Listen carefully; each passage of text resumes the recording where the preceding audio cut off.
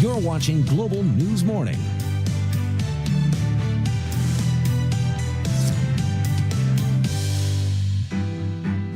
.701 on your Thursday. A bit of a cooler start to the morning, Jordan. Definitely cool and still gloomy. We're not quite out of the rain showers just yet. Well, nothing's falling in Calgary now. There will be some more. I'll show you those details of timing coming up.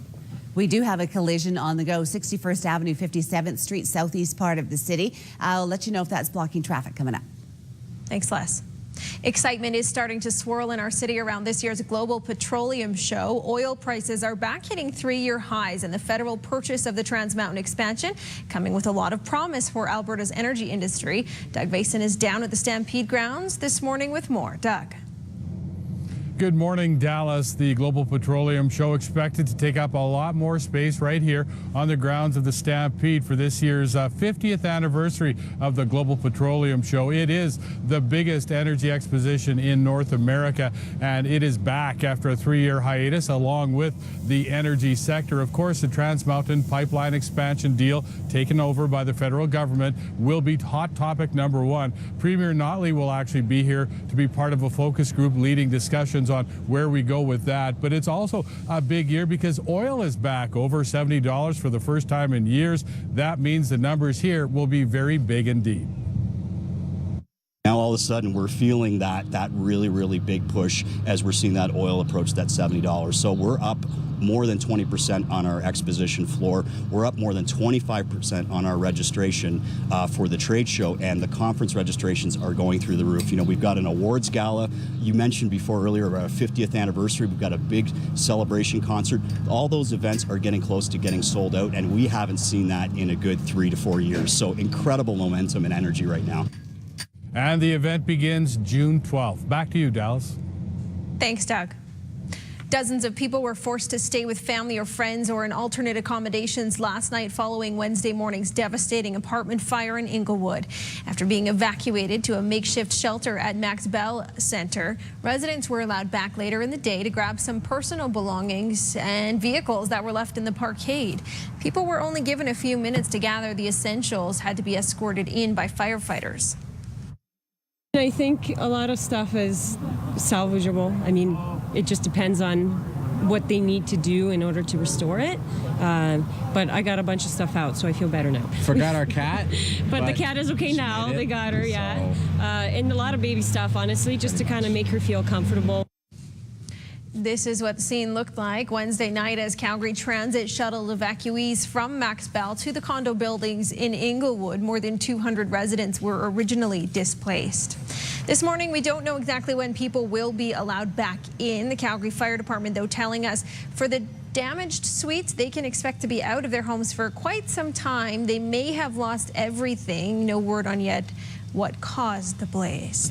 One man is in hospital following a stabbing in the southeast. First responders rushing to a strip mall in the 2900 block of 17th Avenue just before 7 o'clock last night. Officers found a man suffering with a number of stab wounds. He was taken to hospital in stable condition. This morning, police don't have anybody in custody. They do continue to investigate. A Calgary family is enraged after what they feel is a blatant disregard for their culture. 11-year-old Rafe Vadnais had a braid cut off by a schoolmate. It was the very first day the grade 6 student felt confident going to school wearing a braid. According to the family, a boy did it at dismissal time and quickly ran away, putting scissors in his pocket. The family doesn't want to blame the school or the student, but rather engage in a wider conversation about acceptance and celebration of diversity. I was worried that my braid someone was not going to like it, but I just went to school anyways. A few times I have been teased about my braid. My braid, I have a feeling that's giving me strength. It just makes me feel good about it. Still quite frustrated that someone tried cutting my braid off. For someone to do that, they must have had their eye on him to have done this. I thought of hunting this child down and scolding them, getting the parents' involvement. But what am I going to do with just one family? A spokesperson with the Calgary Board of Education said the school in question is aware of the incident and is responding appropriately, also adding that schools work to support students impacted and ensure those responsible are held to account.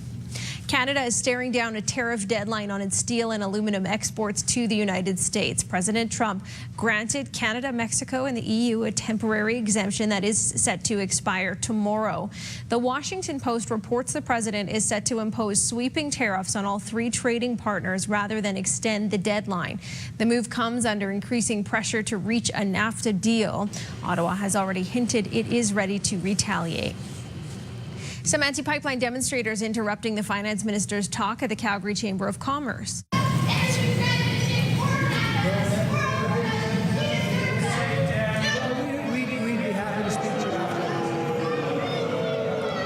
Bill Morneau was in our city Wednesday selling the federal government's decision to take over the Trans Mountain pipeline. He addressed more than 500 Calgary business leaders. Morneau admits it was not the preferred option, promises the line will be sold back to private investors when the time is right. We are here somewhat reluctantly, but because we know it's absolutely the right thing to do for this project and for our economy to enable us to get what we know needs to get done. Yesterday's address was met by both pro and anti-pipeline protesters.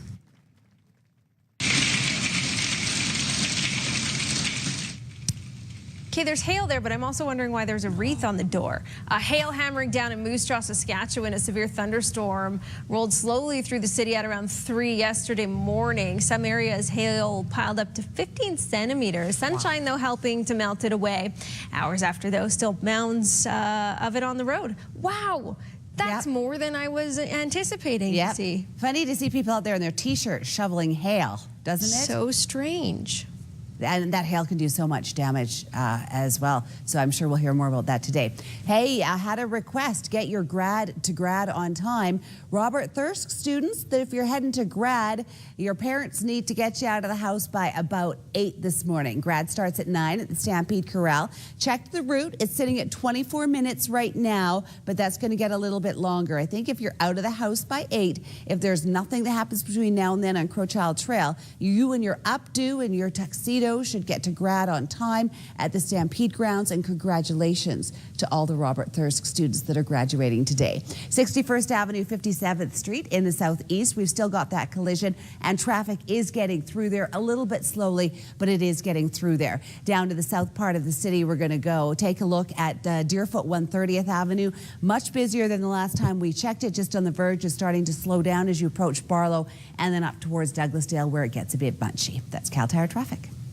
A little cool out there, a little gloomy, but temperatures crawl, just to 11 degrees this afternoon as we get into period.